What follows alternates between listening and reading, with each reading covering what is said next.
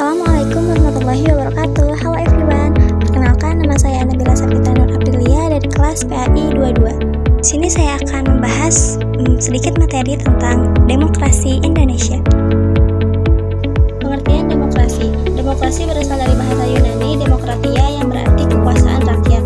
Demokrasi berasal dari kata demos dan kratos. Demos yang memiliki arti rakyat dan kratos yang memiliki arti kekuasaan. Menurut Kamus Besar Bahasa Indonesia atau KBBI, demokrasi adalah gagasan atau pandangan hidup yang mengutamakan persamaan hak dan kewajiban serta perlakuan yang sama bagi semua warga negara. Selanjutnya ada jenis-jenis demokrasi. Demokrasi memiliki banyak jenis. Berikut beberapa jenis dari demokrasi. Yang pertama ada demokrasi menurut cara aspirasi rakyat, yaitu ada demokrasi langsung.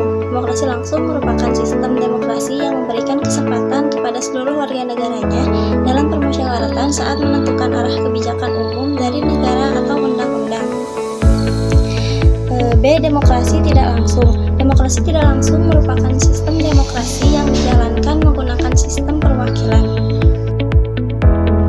Yang kedua ada demokrasi berdasarkan prinsip ideologi. A. Demokrasi liberal merupakan kebebasan individu yang lebih ditekankan dan mengabaikan kepentingan umum. B. Demokrasi rakyat merupakan demokrasi yang didasarkan pada paham sosialisme dan komunisme dan lebih mengutamakan kepentingan umum atau negara. C. Demokrasi Pancasila merupakan demokrasi yang ada di Indonesia, bersumberkan pada nilai-nilai sosial budaya bangsa serta berasaskan musyawarah mufakat dengan memprioritaskan kepentingan seluruh masyarakat atau warga negara. Demokrasi Pancasila fokus pada kepentingan dan aspirasi serta hati nurani rakyat.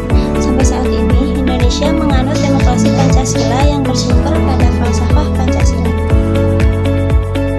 Selanjutnya ada ciri-ciri demokrasi. Ciri yang menggambarkan suatu pemerintahan berdasarkan oleh sistem demokrasi ada 6, yaitu yang pertama ada ciri konstitusional.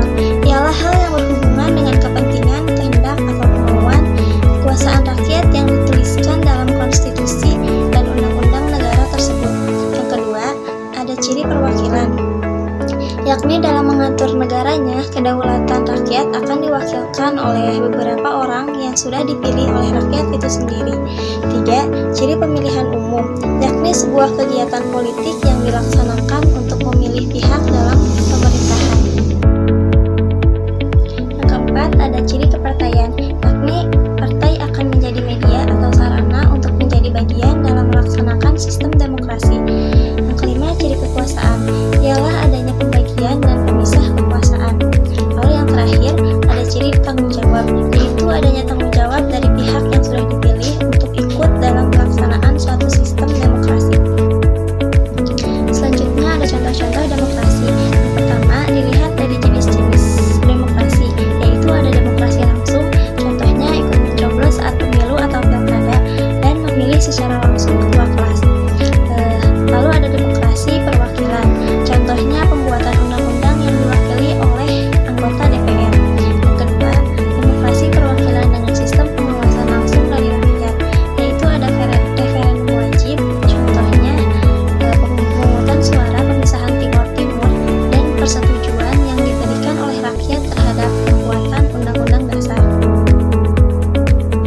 Yang ketiga, ada demokrasi berdasarkan titik perhatian atau prioritas. 1. Demokrasi formal, contohnya adanya keberadaan lembaga-lembaga perwakilan rakyat. Yang kedua, ada demokrasi material, contohnya mungkin keberadaan lembaga-lembaga perwakilan rakyat hanya sebagai simbol saja dan hanya mementingkan kepentingan negara saja dibandingkan rakyat. Yang ketiga, ada demokrasi campuran, contohnya rakyat memilih wakil di DPRD, kemudian wakil itu dikontrol oleh rakyat secara sistem referendum. Yang keempat, ada demokrasi berdasarkan prinsip ideologi.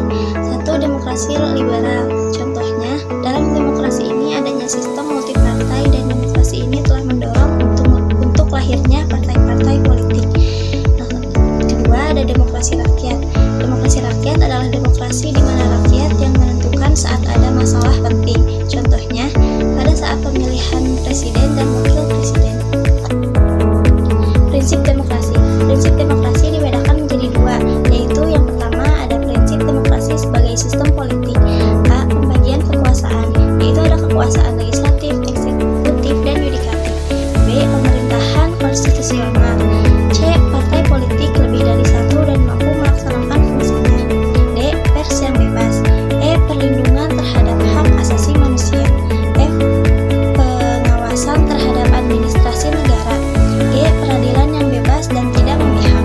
H. Pemerintahan yang diskusi. I. Pemilihan umum yang bebas. Dan yang terakhir yaitu pemerintahan berdasarkan hukum. Kedua, ada prinsip non-demokrasi 2 atau kediktatoran, yaitu A. Pemusatan kekuasaan legislatif, eksekutif, dan yudikatif menjadi satu dan dipegang serta dijalankan oleh satu lembaga. B. Pemerintahan tidak berdasarkan konstitusional. Pemerintahan dijalankan berdasarkan kekuasaan. Konstitusinya memberi kekuasaan yang besar pada negara atau pemerintah. C. Rule of power. Prinsip negara kekuasaan yang ditandai dengan supremasi kekuasaan yang besar pada negara atau pemerintah. Lalu D. Pembentukan pemerintahan tidak berdasarkan musyawarah tetapi melalui dekret. E. Pemilihan umum yang tidak demokratis. Pemilihan umum dijalankan hanya untuk memperkuat keabsahan penguasa atau pemerintah negara. F. Manajemen dan kepemimpinan yang tertutup dan tidak bertanggung jawab. G. Tidak ada dan atau dibatasinya kebebasan